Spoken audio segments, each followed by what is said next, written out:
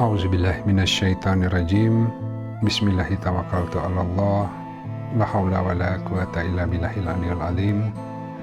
Alhamdulillahirabbil alamin. Assalatu wassalamu ala asrofil anbiya'i wal mursalin wa ala alihi wa sahbihi ajmain. Rabbi shrah li sadri wa yassir li amri wahlul 'uqdatam min lisani yafqahu qawli waj'alni waziran min ahli. Assalamualaikum warahmatullahi wabarakatuh. Baik, sahabat sekalian, insya Allah judul materi pagi ini adalah membangun keyakinan melalui sikap zuhud ya. Jadi bicara bab keyakinan ini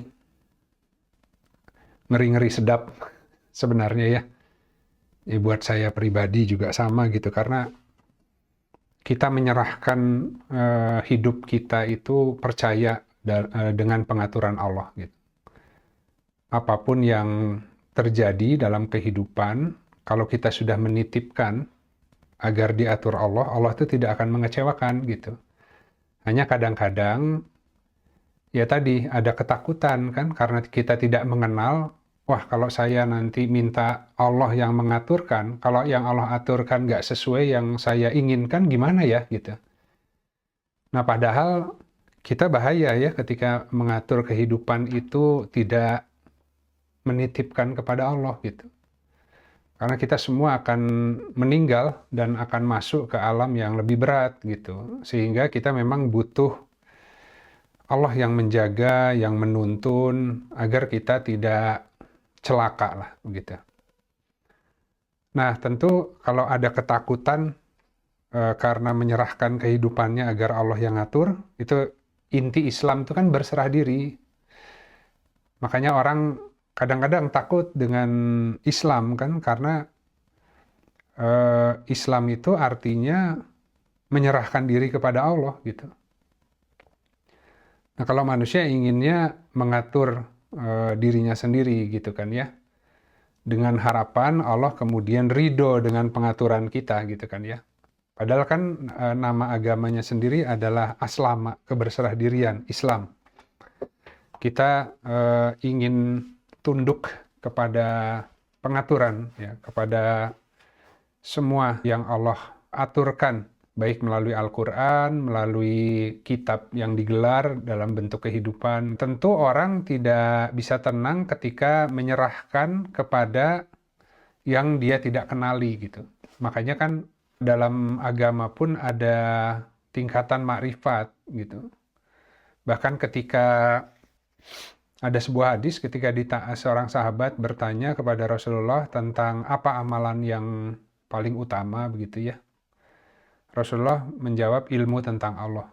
Ditanya lagi gitu beberapa kali, kemudian dikatakan yang aku tanyakan adalah amal. Kemudian Rasulullah menjawab, iya amal tanpa ilmu tentang Allah itu jadi sia-sialah begitu ya. Karena kita beramal itu bukan dalam rangka untuk mengharap wajah Allah yang punya kekuasaan untuk mengatur semua hidup kita. Terkait dengan minggu lalu kita bahas tentang taubat. Orang-orang yang sudah menempuh jalan taubat pun kemudian skenario hidupnya mulai tergelar. Kadang-kadang ada hal-hal yang di luar dugaan. Nah ketika orang ingin kembali ke Allah, maka Allah akan fasilitasi jalan gitu. Nah, sehingga skenario kehidupan yang terjadi, itu semua Allah yang aturkan agar cepat sampainya. Nah, cuman karena tadi ada ketidakkenalan, ketidakpercayaan kepada Allah, ya. Itu yang membuat berat, sehingga kita seringkali melawan takdir, ya. Jadi orang yang bertaubat dengan orang yang tidak bertaubat akan berbeda tarikan Allah itu. Di Al-Quran dikatakan orang-orang yang kafir itu diuji seminimalnya dalam 1 tahun 1-2 kali. Artinya bahkan orang yang kufur, yang kafir, itu pun Allah masih menarik. Meskipun tarikannya nggak sekuat kalau orang yang ingin kembali. Kalau orang ingin kembali, Allah akan tariknya setiap saat. Salah sedikit ditegur gitu kan ya. Kalau dia akan melakukan sesuatu yang mencelakakan dirinya sendiri, akan Allah halangi. Tentu semakin Allah sayang, semakin Allah cinta, semakin Allah mengatur, semakin Allah menjaga gitu. Karena manusia itu Kalau menyerahkan dirinya kepada hawa nafsunya pasti celaka gitu. Gitu, sahabat-sahabat. Nah, jadi ini judulnya membangun keyakinan melalui zuhud. Kalau kemarin dari taubat, ini zuhud. Nah, kita lihat, kita buka dengan sebuah hadis riwayat Imam At-Tirmizi dari Abu Dzar radhiyallahu anhu bahwasanya Rasulullah Shallallahu alaihi wasallam bersabda, zuhud terhadap dunia bukanlah dengan mengharamkan yang halal atau menyia-nyiakan harta. Tetapi zuhud terhadap dunia adalah ketika engkau tidak lebih percaya pada apa yang ada di tanganmu dibandingkan apa yang ada di tangan Allah. Dan ketika engkau lebih mengharapkan pahala dari musibah yang menimpamu daripada kembalinya kenikmatan dunia itu kepadamu. Nah, ini manusia kan, kalau menyerahkan kehidupannya kepada Allah, kadang-kadang dia diberi, kadang-kadang sesuatu yang dia cintai, dia sukai, diambil. Nah, manusia itu kan susah move on. Kalau ada sesuatu yang Allah ambil dari dirinya, biasanya kemudian berdoanya itu terus-menerus agar yang diambil itu dikembaliin gitu. Ya, padahal di sini dikatakan orang yang zuhud adalah ketika ditimpa sebuah musibah, dia lebih mengharapkan ada hikmah lah ya di balik kenapa hal itu harus diambil dari dirinya gitu. Ketimbang yang tadi diambil oleh Allah dikembalikan lagi. Karena sebenarnya Allah itu tidak mengambil sesuatu kecuali akan menggantikan dengan yang lebih baik. Cuman manusia itu seringkali merasa puas dengan yang hari ini sudah di tangannya gitu. Di tangan Allah itu lebih banyak kebaikan. Format kehidupan yang lebih baik buat masing-masing kita ada di tangan Allah. Tapi ketika kita hari ini merasa sudah nyaman, kita mempertahankan bentuk kehidupan yang sekarang sekuat tenaga. Ya. Oh, kita akan diuji dengan kehilangan harta, jiwa, dan buah-buahan. Hari ini kita masih lengkap nih, masih pasangan suami istri masih ada, anak-anak masih ada. Tiba-tiba urutan kematian bisa ditinggal oleh orang yang dicintai. Nah, tentu berat kan ya.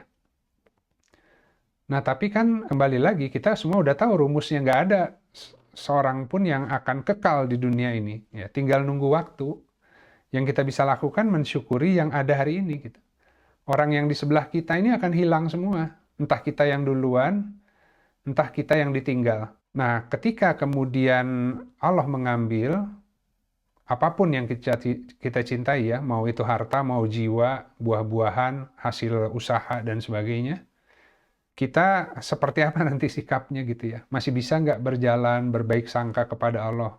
Karena pasti pengaturan itu akan digantikan dengan kebaikan yang banyak gitu, sahabat-sahabat. Nah, jadi pahala dari musibah itu maksudnya adalah hikmah dari kehilangan atau kemalangan ya. Itu sebuah hadiah gitu. Kita ditimpa musibah, kemalangan, itu kita jadi refleksi gitu. Karena kalau tidak ada teguran seperti itu, mungkin kita akan makin melenceng. Bisa begitu. Atau kita ditimpa musibah karena melakukan hal-hal yang sebenarnya itu tidak baik bagi kita. Allah tahu kalau terus-menerus mengerjakan hal itu, di belakangnya itu sulit hidupnya. Nah, tapi orang itu tetap karena punya keyakinan bahwa itu tuh yang terbaik bagi hidupku, aku harus mengejar itu. Maka Allah potong jalannya gitu kan ya. Nah, sebenarnya itu hadiah gitu. Karena kan pertolongan Allah itu baik dengan memberi ataupun dengan mengambil gitu. Cuman manusia nggak tahu ketika diberi itu kebaikan atau ujian, ketika diambil itu ujian atau kebaikan. Itu manusia, Allah yang tahu. Nah, kemudian ini kenapa kita membahas zuhud? Karena ini ada 9 makom keyakinan. Nah, ini satu persatu kita lihat itu cukup menggoncangkan dada sebenarnya ya. Karena kita akan mulai melihat dari pembahasan ini seberapa yakin sih kita kalau menyerahkan kehidupan ke Allah itu. Kenyataannya kita banyak mengeluh, ya, banyak putus asa, banyak kecewa, ya. Loh, artinya kita masih kurang keyakinannya. Nah, kalau terkait zuhud, kita akan lihat ya. Yakin atau tidak kan, jika manusia itu zuhud, semuanya itu justru akan didatangkan dengan lebih mudah. Nah, jadi seperti biasa skema untuk memudahkan ya. Jadi kalau manusia itu kan sebenarnya bahkan di Al-Quran ya, tidak kami ciptakan jin dan manusia kecuali untuk beribadah kepadaku gitu. Bahkan di ayat selanjutnya Allah sudah langsung menggandengkan dengan kami tidak tadi ya, tidak minta untuk diberi rizki dan tidak minta untuk diberi makan. Tapi kamilah yang memberi rizki dan memberi makan. Karena Allah tahu manusia itu yang paling susah itu ketika sudah bicara kebutuhan hidup hari-hari gitu. Ya, banyak amal soleh yang ditunda karena, wah ini saya harus mencari kehidupan dulu. Gitu. Saya harus cari uang untuk bisa hidup, bisa makan. Makanya di ayat itu tadi, tidak kami ciptakan jin dan manusia kecuali untuk beribadah kepadaku, kata Allah. Kami yang memberi rizki dan kami yang memberi makan. Ya, bahkan secara lahiriah pun, itu Allah yang memberi kemampuan sehingga kita hari ini bisa memenuhi kebutuhan hidup kita.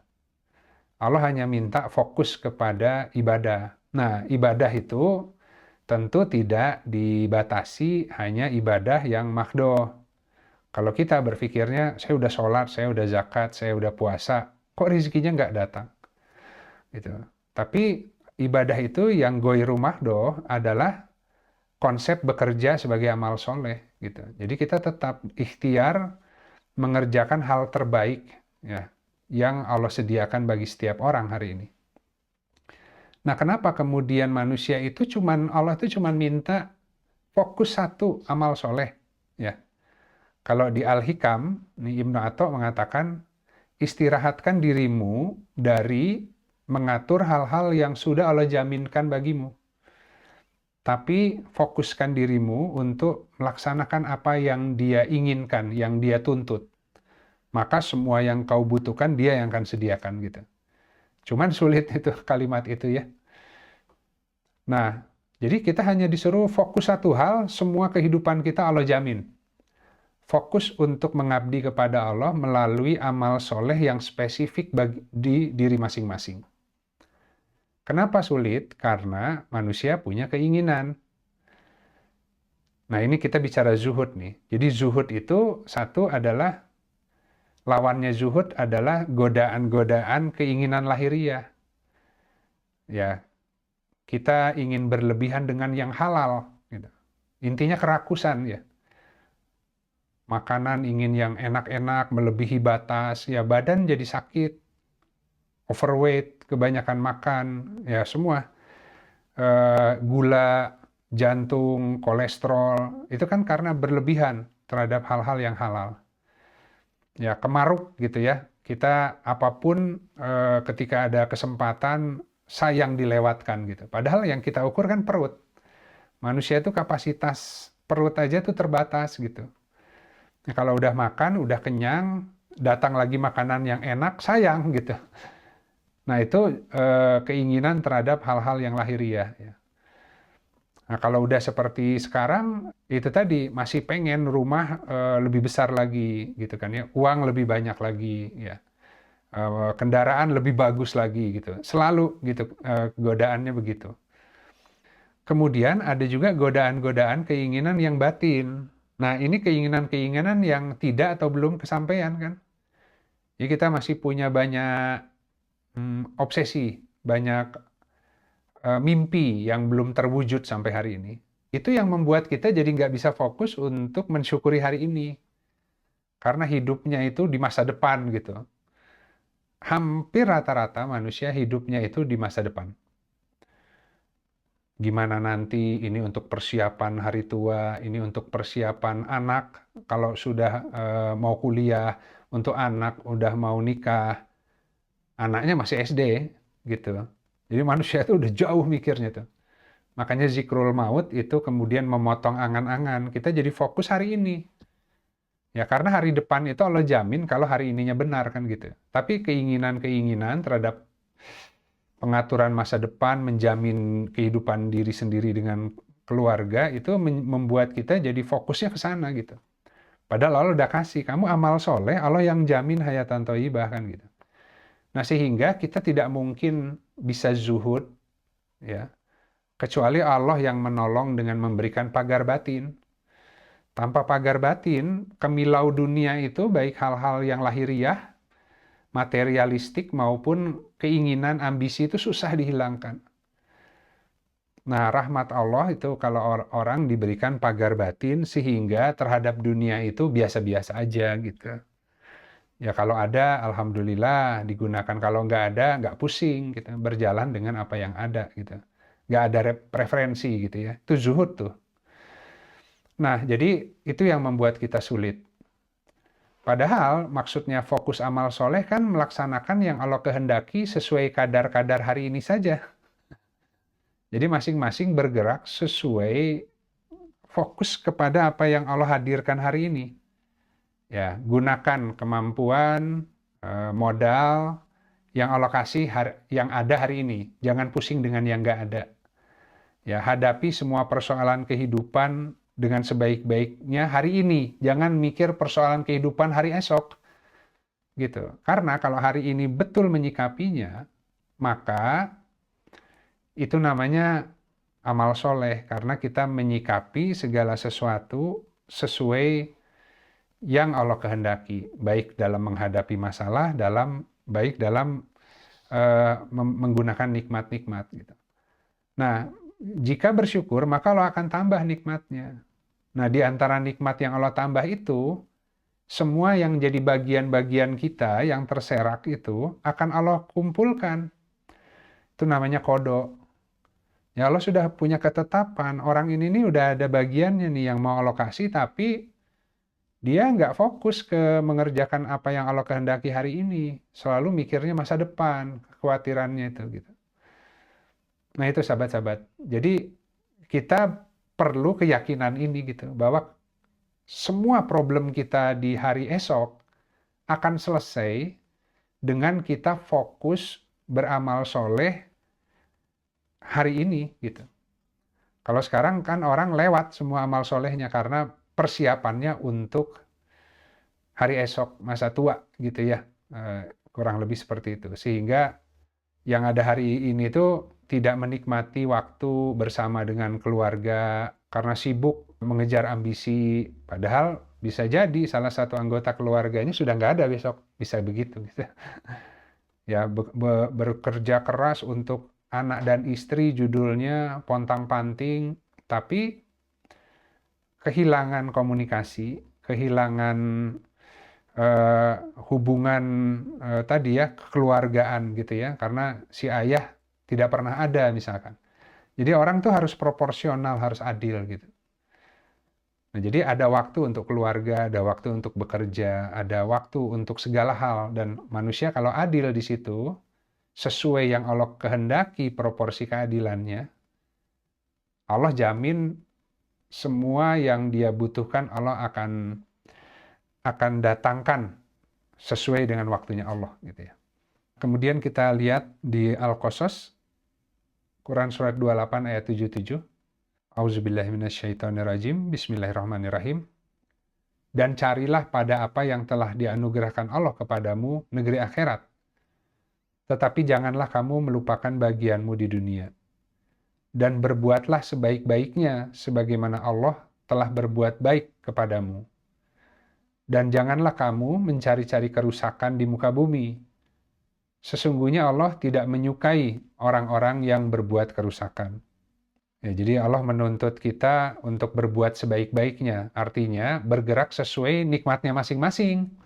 Jangan bergerak ingin seperti orang lain. Gitu. Masing-masing berbuat yang terbaik sebagaimana Allah telah berbuat baik kepadanya. Karena setiap orang itu nikmatnya beda-beda Allah kasihnya, pengaturannya. Kemudian kita lihat di Quran surat Al-Kahfi ayat 46. Harta dan anak-anak adalah perhiasan kehidupan dunia. Sedangkan amal soleh yang kekal atau berkelanjutan itu lebih baik di sisi Robmu, ganjarannya, serta lebih baik untuk menjadi pengharapan. Nah tadi kan kita punya pengharapan, kita berharap esok hari lebih baik. Ya, kita berharap kalau kita meninggal nanti kita akan selamat gitu ya. Kita berharap bahwa kehidupan kita ini akan Allah jaga dengan berbagai kecukupan gitu kan ya. Jadi kita punya banyak harapan ke Allah. Dan di sini diajarkan bahwa amal soleh itu yang menjadi pengharapan terbaik gitu, bukan investasi gitu. Nah, jadi ini sebenarnya adalah konsep bekerja sebaik-baiknya untuk bersyukur sesuai nikmat-nikmat atau keadaan masing-masing. Makanya kan ada hadis bahwa yang paling susah disyukuri itu adalah sehat dan waktu luang. Kalau sahabat-sahabat hari ini sehat, relatif sehat tuh ya. Ya, ada yang 100%, ada yang 80%, 70%, dan seterusnya. Sesuai kadar sehatnya masing-masing, itu juga akan menentukan ya. Karena kalau orang mengerjakan sesuatu di luar kapasitas, itu artinya kadang-kadang dia mengangkat beban terlalu berat dengan kondisi kesehatannya gitu. Dan orang nggak sama tingkat kesehatan yang Allah kasih itu, kekuatannya gitu. Nah, kita harus mengukur sesuai yang paling pas proporsinya buat kita gitu. Nah, jadi orang dikasih sehat dan dikasih waktu luang itu paling susah mensyukurinya. Kalau hari ini orang sibuk, tapi kan sebelum sibuk tadinya ada waktu luang. Nah, waktu luang itu adalah waktu di mana dia harus menimbang. Saya kesehatannya segini, waktu luangnya segini, ini yang paling menguntungkan di sisi Allah ya. Untuk menggunakan waktu dan kesehatan saya yang ada, apa kegiatannya gitu. Itu dia harus bertanya tuh kepada Allah. Kalau enggak, dia akan nyemplung masuk ke sebuah kegiatan yang akhirnya sibuk, nggak ada waktu luang, tapi nggak ada amal solehnya gitu. Bisa kejebak tuh rutinitas, sahabat-sahabat. Gitu. Akhirnya ya siklusnya karena nyari uang. Harus berangkat pagi, sore karena memenuhi kebutuhan hidup ya. Akhirnya ayat Qur'annya rontok semua. Ya, jadi pontang-panting mencari sesuap nasi, ya karena keyakinannya begitu. Dan masyarakat semua rata-rata manusia sekarang begitu berpikirnya. Akhirnya ya kita dijebak oleh hukum itu karena salah persangkaan kepada Allah. Nggak ngerti bahwa Allah tuh punya pengaturan tuh gitu ya. Nah, jadi sehat dan waktu luang itu, maka kita harus mendaratkan kesehatan dan waktu luang kita untuk mencari amal soleh terbaik. Ya, kenapa harus mencari amal soleh terbaik? Karena itu pengharapan, itu doa. Jadi kalau sahabat-sahabat punya kebutuhan banyak, kemudian berdoa kepada Allah, itu doa lisan. Doa lisan itu harus disempurnakan dengan doa amal. Jadi kalau benar berharap ke Allah, selain diucapkan di lisan, maka juga harus berusaha untuk melaksanakan apa yang paling Allah kehendaki. Itu yang namanya doa amal. Jadi amal soleh itu sebenarnya adalah sebuah doa pengharapan, sahabat-sahabat. Nah, kemudian kita lihat sebuah hadis riwayat Ibnu Majah, ya, dari Sahal bin Sa'ad As-Sa'id radhiyallahu anhu, ia berkata, Saidi ya, seorang laki-laki datang kepada Nabi Shallallahu Alaihi Wasallam dan berkata, wahai Rasulullah, tunjukkan kepadaku suatu amal yang jika aku mengerjakannya, Allah akan mencintaiku dan manusia juga mencintaiku. Beliau Shallallahu Alaihi Wasallam bersabda, zuhudlah terhadap dunia, niscaya Allah akan mencintaimu. Dan zuhudlah terhadap apa yang ada di sisi manusia, niscaya manusia akan mencintaimu, gitu ya. Nah, ini sahabat-sahabat, lawannya zuhud itu serakah, rakus. Mungkin teman-teman banyak lihat berita ya hari ini ya. Orang apa kurangnya gitu ya, sudah tenar, sudah punya jabatan, sudah punya kesejahteraan, masih korupsi gitu. Orang sudah bagus-bagus pendidikannya, tapi sudah punya keluarga, sudah punya kecukupan, tapi masih saja serakah gitu. Ya, sekarang kasus-kasus mau itu pembunuhan, mau itu korupsi, mau itu kejahatan, hampir semuanya kalau ditelusur itu dikarenakan kerakusan manusia. Sikut menyikut, politik, ingin menguasai tadi ya orang lain ya. Karena haus terhadap jabatan, kekuasaan begitu ya, selalu kurang gitu. Nah, kalau sahabat-sahabat lihat, ketika seseorang tuh punya sifat serakah dan rakus, itu akan sangat mudah memperlihatkan sisi-sisi terburuk dari manusia. Akan dijauhi atau dibenci. Ya kalau kita nih punya temen nih, orangnya serakah, rakus. Kalau pelit, kikir itu nanti turunannya serakah dan rakus ya.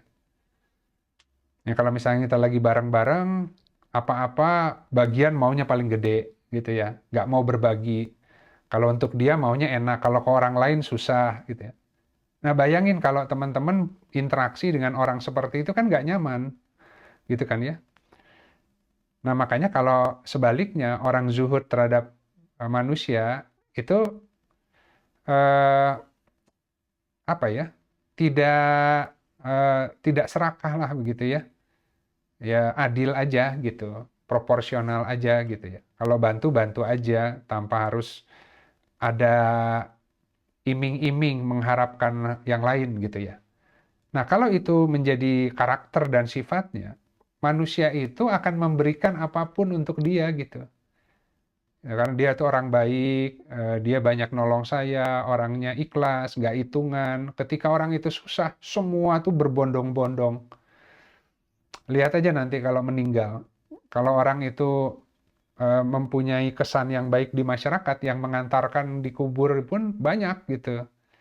Semua bertestimoni bukan di mulut tapi di hati bahwa orang itu pernah menyentuh kehidupannya dan nggak pernah pamrih gitu ya. Nah sehingga mengalir terus tuh doa apa namanya pujian kebaikan. Nah itu kalau sudah meninggal begitu. Tapi kalau masih hidup itu pun akan memberi kesan di hati kebanyakan manusia. Allah yang akan membuat orang jadi mengetahui kualitasnya gitu. Nah sehingga orang tuh sayang ke dia gitu. Itu sahabat-sahabat. Nah ini saya coba skemakan lagi ya. Jadi Allah itu kan maha kaya, Al-Ghani. Sementara manusia itu fakir, serba butuh. Gitu. Nah ini kalau kita bicara konsep rizki, kenapa tadi zuhud itu penting ya? Nah jadi Allah yang maha kaya, kita yang maha membutuhkan, dan Allah punya pengaturan rizki, begitu kan ya? Nah jadi di sini pertanyaannya ada dua.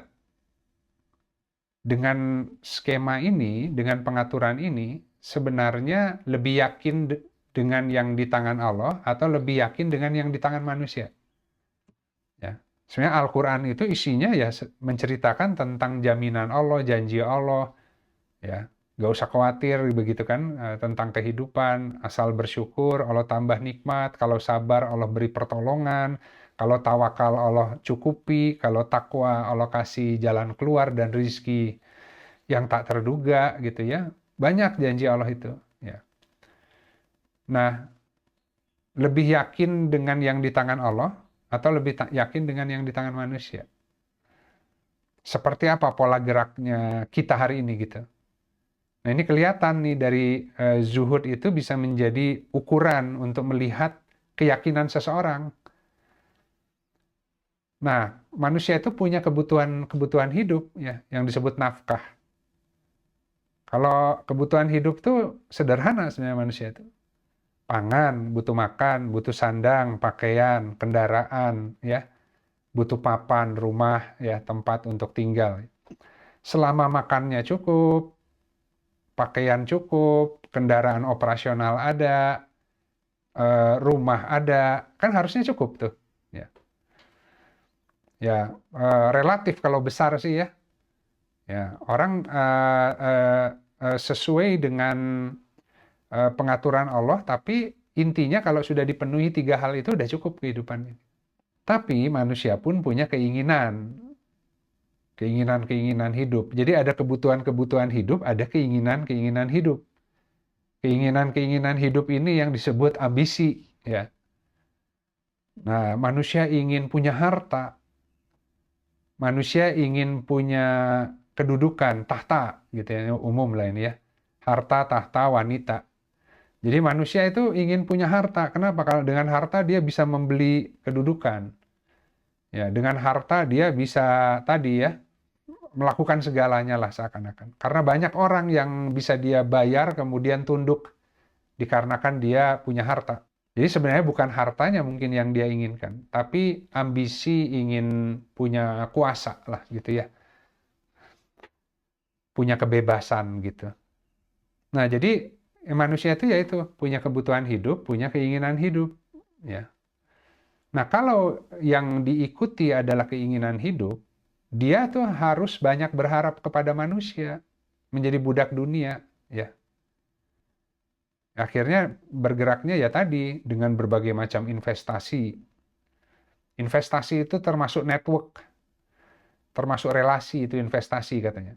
Bayangin, harus banyak kenal orang sana. Kalau kenal sama pejabat, sama orang penting itu buat dia itu sesuatu yang berharga. Kenapa? Ya siapa tahu dapat proyek. Siapa tahu kalau nanti bergaul dengan orang-orang kaya, orang-orang yang sukses, saya kecipratan gitu ya. Ya ikut kegiatan A, B, C di mana-mana ikut gitu. Ya, tapi kan tadi mengharapkan manusia gitu. Bahkan, ada pengajian di situ katanya di pengajian itu banyak orang-orang berduit tuh gitu. Jadi ikut pengajian tuh supaya kenal di situ kan. Ikut kegiatan sosial supaya banyak relasinya. Bayangin ya sahabat-sahabat, itu kelihatannya bagus ya, banyak kegiatan, tapi intinya networking karena dia menjadi budak dunia. Ya. Seakan-akan kalau dia banyak kenalan, banyak relasi, banyak network, akan dikasih kemudahan. Nah, tipis dengan silaturahmi itu ya. Ini prospek namanya. Jadi dia menginvestasikan waktunya untuk ikut bermacam kegiatan agar bisa mengenal banyak orang, agar kemudian itu jadi punya banyak koneksi. Dia berharap sebenarnya.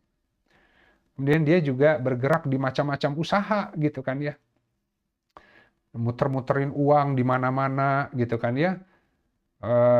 Karena untuk terus menumbuh kembangkan gitu apa yang dia punya itu gitu. Ini satu hal ya.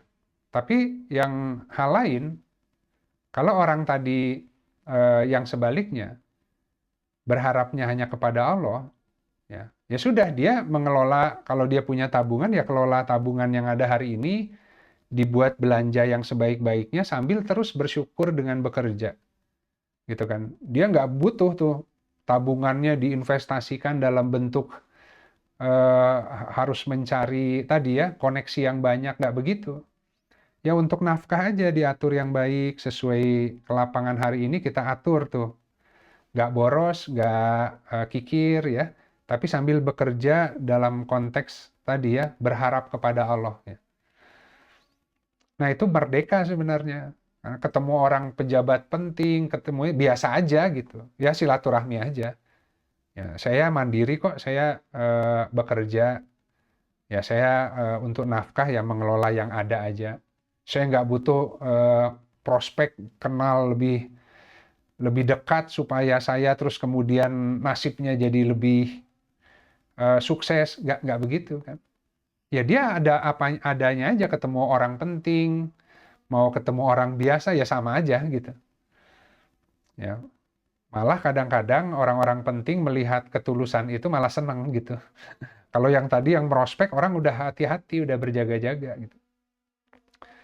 Nah, jadi kalau teman-teman tadi lihat kan di Al-Kahfi ayat 46 itu berharap dengan amal soleh karena Allah tuh menjanjikan ya orang beramal soleh itu hayatan thayyibah. Allah itu berinfak kepada orang yang infak. Ya, kalau kita berinfak tadi dengan apa yang kita punya, kita kelola pembelanjaan yang benar, ya, kemudian kita terus bekerja, tidak mengandalkan tabungan yang ada, karena tabungan akan habis, yang penting dibelanjakan yang benar, nggak yang aneh-aneh gitu ya, sesuai ilmunya ada di Al-Quran. Sambil kita terus bekerja, mensyukuri nikmat, itu nggak akan habis-habis rizkinya itu. Tapi mungkin tidak di tabungan letaknya. Kan tadi, lebih yakin yang di tangan Allah. Tabungan kita itu dipegang di tangan Allah. Dan Allah itu akan terus menurunkan sampai mati, itu akan terus begitu. Tapi kalau yang sebelah kiri tadi, dia akan tenang kalau uangnya itu terkumpul di rekening gitu. Kalau yang ini kan lebih yakin yang di tangan Allah ketimbang yang sudah turun di tangan manusia. Itu mah bisa kena musibah, bisa hilang, bisa macam-macam ya. Nah, sehingga tadi dengan adanya keinginan hidup, ambisi, mengejar berbagai hal, itu mendorong keterikatan terhadap urusan-urusan mengatur dunia. Bayangin, orang akan ngatur tuh harus apa, harus ini, ikut kegiatan, agendanya jadi banyak. Jadi hidup itu banyak agenda, banyak rencana, tapi yang pokok hilang. Itu yang disebut atakasur. Ya, hari ini udah banyak, hari ini harus ketemu si A, si B, si C, besok harus ketemu si A, si B, si C. Ya, minggu depan sudah punya agenda berbagai macam acara, gitu ya. Ini ketemu orang-orang penting semua nih, gitu kan ya. Kapan amal solehnya, gitu. Ya, merasa bangga dengan kenal banyak orang penting itu. Jadi agendanya banyak, gitu. Kan atakasur itu, bermegah-megahan telah melalaikanmu, ya. Tiba-tiba besok masuk kubur gitu maksudnya. Sementara tidak ada satupun amal soleh yang dia kerjakan karena mengejar masa depan, tapi tadi kan investasinya dalam bentuk harus mengenal banyak orang, punya relasi banyak, ikutan bisnis macam-macam gitu kan. Barangkali di antara itu yang akan membuka kehidupannya ke depan gitu.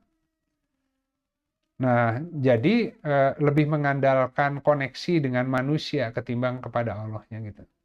Nah, itu yang bahaya. Nah, kalau orang nggak dikasih zuhud, itu pasti ke situ pola hidupnya, sahabat-sahabat. Makanya tadi, kalau zuhud tidak pusing dengan hal itu, silaturahmi aja tanpa harus ada prospecting lah. Ya, kalau mau jualan, nawarin nggak ada salahnya gitu kan ya. Tapi bukan akhirnya mengandalkan kan ya. Nah, tapi kita berharap kepada Allah dengan pekerjaan kita, dengan produk kita, tetap ke Allah gitu kan. Kita lakukan yang terbaik, kita kelola kehidupan kita bekerja sesuai apa yang paling Allah mudahkan. Nah, itu Allah sudah punya tabungan gitu buat kehidupan kita esok, lusa, tahun depan, bahkan untuk anak cucunya Allah itu bisa dari doa orang tua tuh, amal soleh orang tua tuh. Jadi anak cucunya itu dikasih kemudahan hidup karena bagian dari investasi orang tuanya gitu, banyak beramal soleh. Dan si anaknya pun diperbaiki akhlaknya oleh Allah. Itu bagian dari karunia juga. Jadi nggak selalu Allah harus ngasih rewardnya dalam bentuk harta. Allah ngasih reward dalam bentuk keturunan yang semuanya dijadikan orang-orang yang baik gitu. Itu bisa jadi karena doa orang tuanya. Ya. Tapi mungkin tentu bukan berarti setiap hari berdoa, ya Allah beri hamba anak yang soleh, sambil tidak dilanjutkan dalam pengharapan doa amal. Dia harus bekerja, berbuat sebaik-baiknya. Sebagaimana Allah telah berbuat baik kepadanya tadi kan. Konsepnya harus bersyukur. Nah itu sahabat-sahabat. Jadi terkait zuhud adalah Allah akan mendatangkan semua kalau kita itu zuhud terhadap yang selain Allah ya. Tapi karena kita terikat oleh yang selain Allah, mengharapkan, mengandalkan bahkan, itu akan makin sempit hidupnya. Gitu. Yakin nggak dengan itu kita? Jadi kalau yakin dengan itu, coba dilakukan, coba dirasakan, coba tunggu buktinya. Tapi kalau nggak yakin, masih ingin agendanya banyak, harus banyak ketemu orang, barangkali nanti di antara kenalan itulah yang membuat saya sukses, ya nggak apa-apa juga, silakan ditempuh gitu. Tapi pengalaman melihat banyak orang yang rata-rata bergeraknya begitu, akhirnya jadi kacung aja gitu. Jadi kacung orang gitu. Dia akan tunduk kepada orang yang menurut dia itu lebih tinggi, lebih punya jabatan, lebih punya harta. Karena ya mudah-mudahan ke bawah, mudah-mudahan kecipratan, ya gaya kalau punya kenalan itu. Itu akidahnya rusak tuh sebenarnya. Itu sahabat-sahabat, rata-rata manusia di situ, makanya nggak terjadi tuh bukti-bukti Allah karena yakinnya kurang terhadap Allah. Ini melalui zuhud ya. Ya, baik. Alhamdulillah sahabat sekalian. Ya demikian kajian kita ya, masih seputaran yakin. Buat saya itu juga penting karena keyakinan tuh turun naik kadang-kadang ya. Dan selalu aja kurang yakin dengan jaminan Allah itu gitu. Itu yang membuat kita akhirnya bergerak macam-macam karena seakan-akan Allah itu belum menyediakan semua kalau kita mengerjakan apa yang Dia kehendaki gitu. Memang serem gitu bagi orang yang tidak mengenal Allah gitu. Tapi kita di dunia bisa mengenal orang, ya bisa minta bantuan sama orang lain. Tapi kalau di alam barzah aja kita udah nggak ada lagi orang yang bisa dimintain tolong kecuali Allah kan. Jadi kita dari sekarang harus belajar mengandalkan Allah karena ketika kita meninggal, kita masuk ke alam barzah, mau minta tolong ke siapa?